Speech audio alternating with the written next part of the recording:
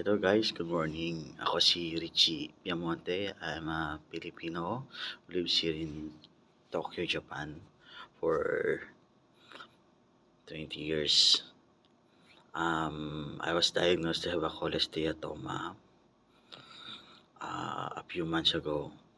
Actually, kaya ako ginawa itong video na to make awareness na talaga yung about sa sakit ko, which only few people knows, and sa YouTube kakaunti yung nag-a-upload ng ganitong experience. So, gusto ko sanang i-share yung magiging experience ko sa operation ko ngayong araw na to. At maging aware din or para dun sa mga tao na meron ding kagaya ko na sitwasyon. I hope na yung content na to makatulong upang malaman at magkaroon tayo ng sapat na kaalaman sa sakit na to. And I was hoping na itong video na to ang maging way upang malaman natin kung ano talagang pinagdadaanan ng tunay na may kapansanan ng ganitong sakit. So hopefully, I was hoping that this operation ngayong araw na to will be successful.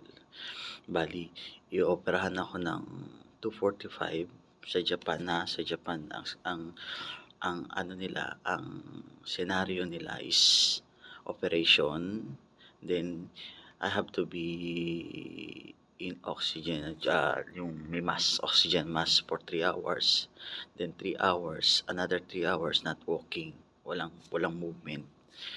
So, iba kumpara do sa mga nare-research ko sa Amerika na outpatient lang talaga ang mga tao na after operation, then you can go out.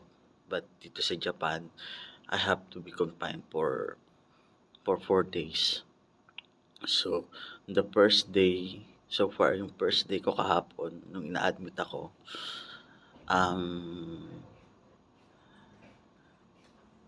normal lang, walang IV, walang whatsoever. But walang ID or whatsoever, walang IV fluid, walang IV fluid, walang kahit ano. But after 9 o'clock ng gabi hanggang today, they required me not to eat anything, only drinks lang talaga.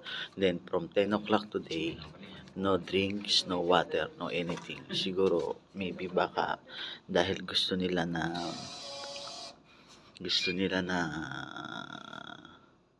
hindi ako mag-ihi after operation kasi kailangan hindi ma-mobilize yung ako para yung talagang pagkaka-offer sa akin is maging okay.